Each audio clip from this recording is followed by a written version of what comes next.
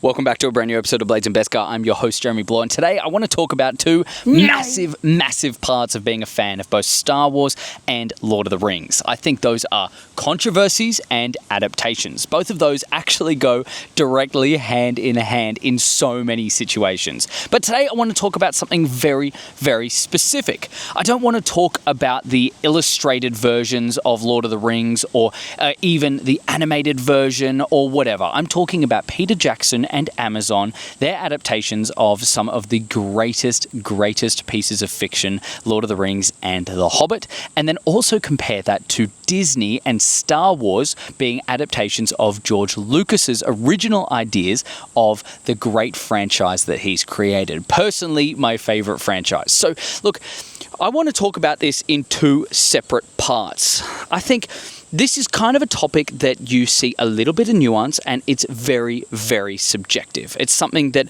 a lot of people enjoy certain shows and a lot of people don't enjoy. It goes hand in hand. But the benefit of this is you can see the purpose of adaptations and the intent of the adaptations to be able to create the same kind of, well, not homely feel, but to make it feel like it is true to the original piece of work. Now, decades and decades ago, J.R.R. Tolkien made the most incredible series of books that we have ever seen, and they are Lord of the Rings and The Hobbit.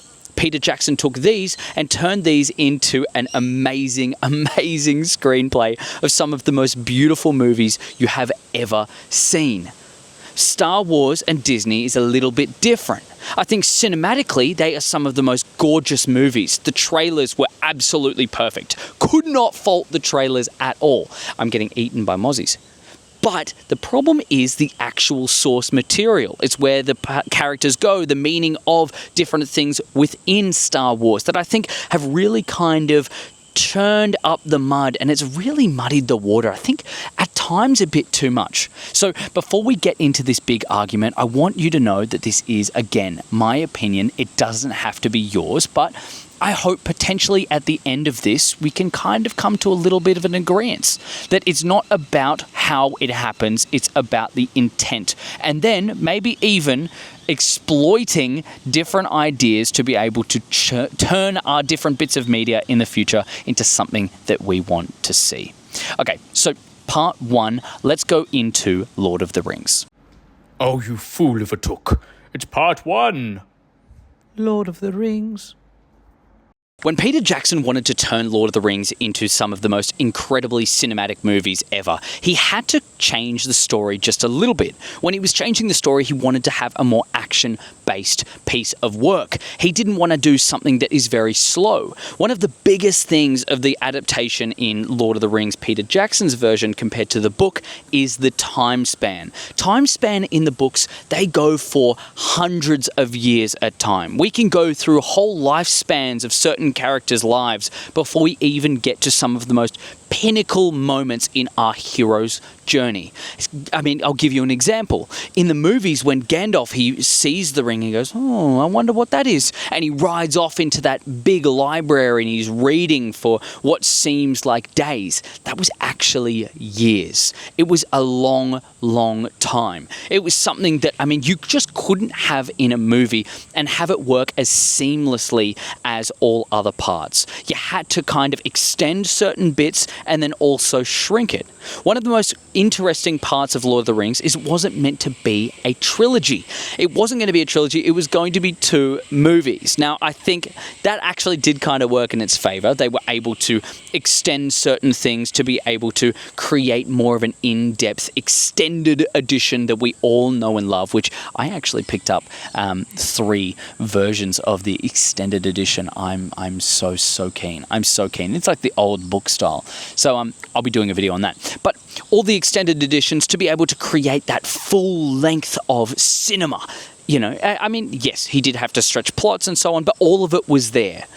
Now, when it came to the actual movie itself, we didn't really get a very clear timeline. I think a lot of things were multiple different stories interjecting into one, and trying to make it fit into one or even just 3 movies is really, really hard. So much of the most important character details were off screen. Little parts from some of our favorite characters like Frodo and Sam that were so influential in the books could not even be seen in deleted scenes within the movies. I think it's kind of interesting when you see that, because is that something that's bad? Yeah, look, a lot of the time when someone's either making an essay or if they're doing a story, they call it trimming the fat. You know, when you're making a script, you kind of want to do multiple drafts. You're doing a bunch of different ideas and then trimming it down, or trimming the fat, like I said before, to create something that is that pure protein steak, something that's going to be a juicy story, something that everyone's going to love and everyone's going to enjoy. Doesn't really turn out like that half the time. I think that was actually one of George Lucas's downfalls, which we'll talk about later on. But the important part of this one is, did they do it right? Now, I actually think that Peter Jackson did it perfectly. I think what he had was a really accurate depiction of what Tolkien wanted, instead of his very calm and kind of methodical book. He had something that was action-packed and filled with super amounts of violence and things that, I mean, even at times they weren't practically being able to do, and CGI maybe wasn't perfect at the time, so they could kind of improvise. And he changed a few things, but I don't think that was necessarily bad for the story. Now, I have seen many things, and I did a little bit of research before this. I didn't want to kind of taint my view on it, but Tolkien actually didn't like what Peter Jackson wanted to do. He didn't say this directly to Peter Jackson. A lot of it was his kids and so on. But it was also just kind of about the I really don't want to talk about it, but like the animated version of it. It's not about the violence. It's about the characters and them working together and kind of their story and the hero's journey itself. Now, Peter Jackson needed to make something of like a blockbuster, and he absolutely made pure cinema. But is that bad? I don't think so. Let's talk about Amazon's though. Amazon, they brought out a really cool series called Rings of Power. Now, I enjoyed that. It's apparently a really controversial statement, but I really enjoyed it. First season was slow. Genuinely so slow, but it wasn't bad. I genuinely didn't think it was bad. I think for me, when I was first watching it, I kind of had to tell myself, well, you know, Lord of the Rings is slow. It's really slow, and you've got to kind of sit back and just go, it's going to get there. We're going to enjoy it, and you know what? I know in the end, it's going to be a really cool show, so we'll see. I'm just going to give it faith. It didn't really work out like that at the end of the first season. I think they kind of implemented a couple of really stupid ideas, and then they turned characters into something that they didn't really need to be. Like, I mean, who's I can't even remember his name. He didn't really mean that much to me. Everyone was obsessed with him towards the end. I think season 2 was very different. It was the elf, the one with the tree on the front, falls in love with the human girl. I think that was kind of like, you know, they were inspired heavily by the source material already, which the source material was also something that was adapted. You know, I'm saying the source material because I really think they based it heavily on Peter Jackson's adaptation. I don't think they did it based on the books so much. Yes, okay, there was a whole bunch of different things from the Silmarillion, and they had like all of the fall of Numenor and all that kind of stuff. I enjoyed it. I really liked it. But I just think the style-wise, they tried to be Peter Jackson and they just couldn't do it. Now, is that adaptation bad? I think, look, that's one of the ones where I would say it's a bit iffy. It's a bit iffy. I don't think it's good. I don't think it's a good adaptation. I think the second season was a much better adaptation. Genuinely so much better, because it relied so heavily on the actual source material. It was a fast-paced bit of, I mean, honestly, cinema. Like, there were points in that where I think a lot of Rings of Power is kind of like you can pause it on any frame in any scene, and you can actually see like what would be a thumbnail or a poster or anything like that. It was a beautiful season. But I don't actually think it was that bad, mainly because of the intent. I think the intent of this one was to I guess it was kind of to expand what we know, what the average person knows. Not everyone has read the books, not everyone will read the books, but a lot of people like to digest media in a visual form. I don't necessarily think that's a bad thing. Now, for the purists, you're never going to like it. But for the average moviegoer, it actually could be your jam.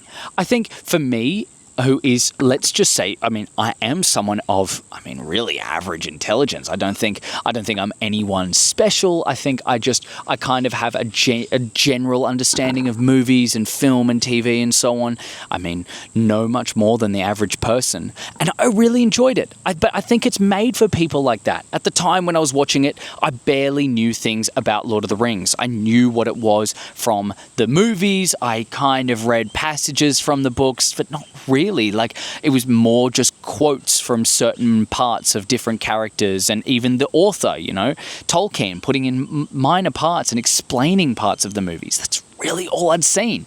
And for me, that's what it was. It was a kind of that background, that beautiful purpose that we needed to see to build up the world of Middle-earth. I don't think they did it well. Sure, I think they could have done it so much better. But if we're looking at the actual show as a whole, yeah, I loved it. I genuinely loved it. I wished that I stayed. I waited for so long to kind of watch both of them together, and it was really my mate forcing me to at a certain time. He was like, dude, you just have to watch it. Like, season 2's not out all completely yet, but you have to watch it. You have to watch it. So I gave it a go, and it was long, and it was good. But it was something that I could kind of see has its flaws. Now, do you think that's a bad thing? I don't know. Let me know down below. But I think it's really important for us to understand the intentions. And the intention of a show like that, I think the nobility of that intention is, I think it's enough to kind of drag it over the line.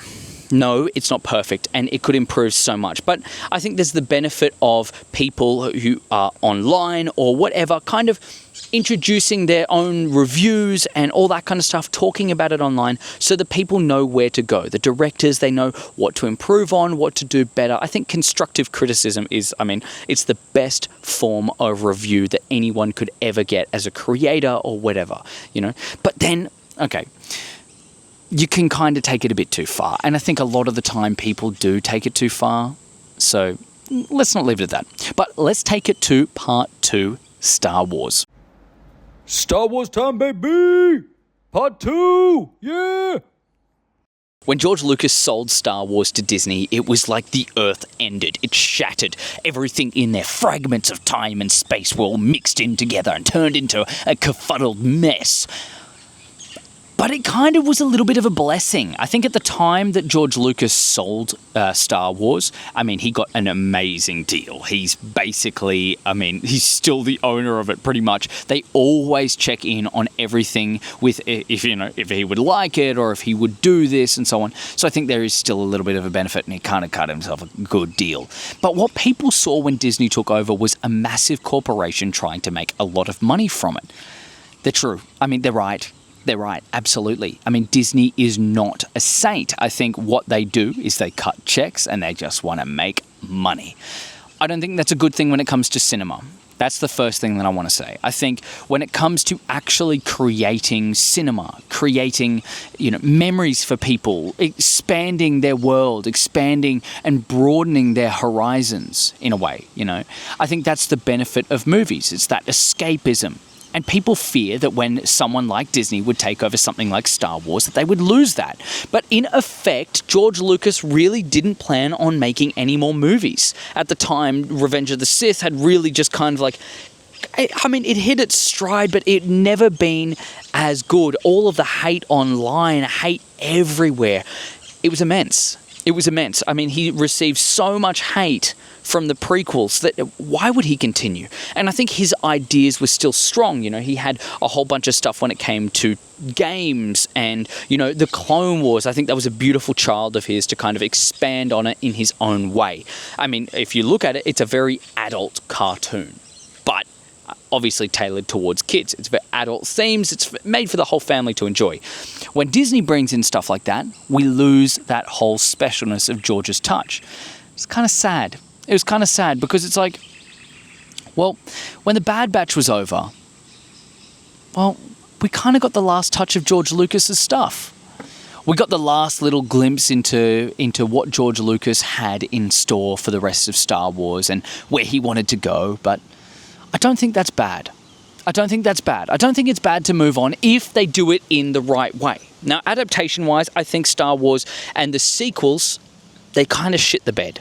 They did kind of shit the bed. I think their source material, it based so heavily on focusing on recreating the movies, recreating what is the magic. You know, the DNA of Star Wars is not actually the movies itself. It's the stuff that inspired the movies. You know, it's creating the universe in there to be able to enjoy what we have with the characters' interactions, the world building. It's why so many people can create so many ideas about different things that can happen in so many parts of any show. I could honestly go on forever. I mean, it's such an in-depth universe that just things work. What Disney's gone and done is they've turned it into a money-making machine. It's something that they really got it for the Disneyland, and they wanted to add Star Wars in there, and Galaxy's Edge looks so fucking cool. God, I want to go to Galaxy's Edge so badly. If anyone here wants to fund me to go there, I'd love you to. I don't expect anyone to. And if you do, I would send back the money straight away, because don't do that. Don't do that. I'm just a random dude from Australia. But the important part of that is they kind of wanted to see, well, they're just looking at it from a money perspective. They went straight in and they just pumped out the sequel straight away. I mean, if you're looking at The Force Awakens, it was pretty much A New Hope. And then you're kind of going on from that and you're creating these characters and giving them so much of a political idea that just big corporations shouldn't be involved in that kind of stuff. It shouldn't be involved in the magic. But all of that changed when The Mandalorian came out. Now, I know I'm blowing Mandalore, and I'm obsessed with Mandalorians, and Mando's my favorite character, and it's, my favorite TV show. I am very biased, but when it comes to this, I think we all can agree, Mando saved Disney Star Wars. Everyone's looking at Disney Plus going, well, I have it for Mando, and I also have it for whatever Marvel show or Marvel movie was coming out at the time. I think it was actually like Endgame or something like that at the time. So it's like, really, we've only got it for that. It saved Star Wars because it was something that was fresh, it was new, and it wasn't so centered around the whole Skywalker saga. Disney kind of screwed that up again a little bit later because they added in Luke Skywalker, they added in, the Jedi, all that kind of stuff, and kind of tied it in. It should have been its own little secluded story, which is what I think Skeleton Crew did so well. They genuinely did so well. I just finished the season finale. I think, make sure you check out my video on that one. I really enjoyed it. I really enjoyed it. But what they did in Mando was they gave us something that showed us that things can exist within that universe. It's something that George Lucas never would have done because he was very obsessed with the Skywalker saga. It was everything to do with that and building off into the Force and all that kind of stuff. It wasn't its own self-contained story. Do you think that's a bad thing? Do I think it's a bad thing? No. I think Disney, they're pushing boundaries in order to make money, but they're still pushing boundaries. But if we're looking at the intent, I don't think it's good. Yes, okay, I love Disney Star Wars. I actually really do. I love a lot of stuff that they're putting out, and I haven't really seen a show that I don't like other than The Acolyte. Personally, I could go into that the whole time. It was just rushed. It was shit. It was too political. I think they've just tapped into something so perfect with Skeleton Crew that it gives me so much hope. But it doesn't mean that it's fixed. Does it mean that the adaptations are okay? That they can continue doing this? Well, I think there is a benefit to kind of quitting when they're ahead. Quitting when, the times are good. I don't think that's yet. I really don't. I think we've got so much of a great future, from video games to movies to TV shows, that it shouldn't end now. But they should understand where the actual media is going to get tainted. Because, yes, sure, you can say that they're watering down Star Wars, but I really don't think they are. I think they're expanding on it. They're giving us amazing, amazing stories and kind of, I think in a way thickening up the story to get to the point where if you're looking at it like Marvel and you've got the main timeline branch, you've got multiple different parts and branches going off. I think that's the best way to do it. I think to be able to incorporate all of Legends and everything that people have loved for so long is such a positive way to look at it. Such a positive way to look at all of Star Wars, really, and even Lord of the Rings.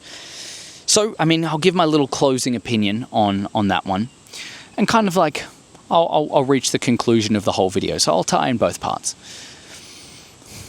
I think Lord of the Rings is such a tricky little thing to do because it's something that people have attached themselves to and created their own image of different things in their head for so long. Because when you read a book, you can imagine yourself in this character's face or even people that you love, and you've got a very clear idea about what it is you see these characters as. It's very different to Star Wars.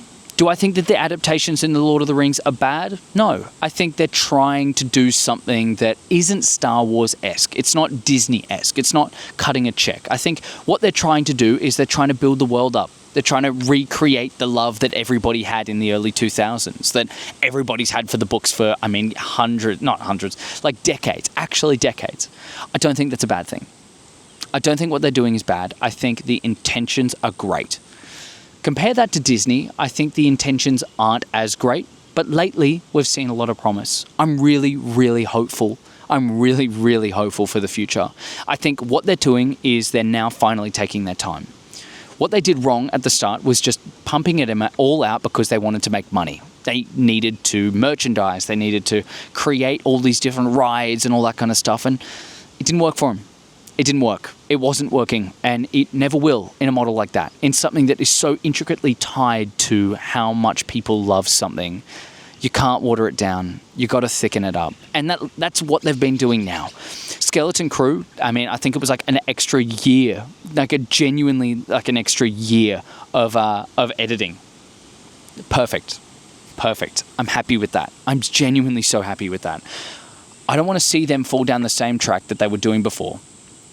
I don't want them to see like, oh, well, we've got to make everything political and everything's got to have a meaning and everything's got to be the Skywalker saga. And I know that's going to be a bad path. I hope that the kids of Skeleton Crew can kind of like hold down the fort. They can be the new foundations of Star Wars. I know Mando is really, really struggling. I have got like such a fucking cool idea for Mando, by the way. I really want him to die in the movie, if not the movie season 4. I know. I really want him to die. Mainly because I want him to die a warrior. I don't want him to live out the whole life of like, oh, well, just call in Mando. He's some old dude. You know what I mean? Like, if he's going to be old, fast forward in time, do a Logan. Beyond the point. I will go into that in a video way later. If you're interested, let me know down below and I'll do like, it's a 5-minute video. I've got a whole storyline plot about what I think could happen or what I want to happen. Anyways, look, Star Wars, it has a future. It hasn't been very bright, but I think now the reason why I wanted to make this video is because it's very, very bright. I really like what's happening with Star Wars. I like what's happening with Disney. I think they're on the right path. I think everyone is on the right path because it's going towards the creators. The creators are creating magic, and it's something that isn't inspired by the original trilogy or the prequels or I guess kind of even the sequels now.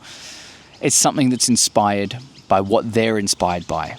The universe is deep and it is beautiful, and I hope every story can be told. I hope everybody has the ability to love something in Star Wars. And may the Force be with you all.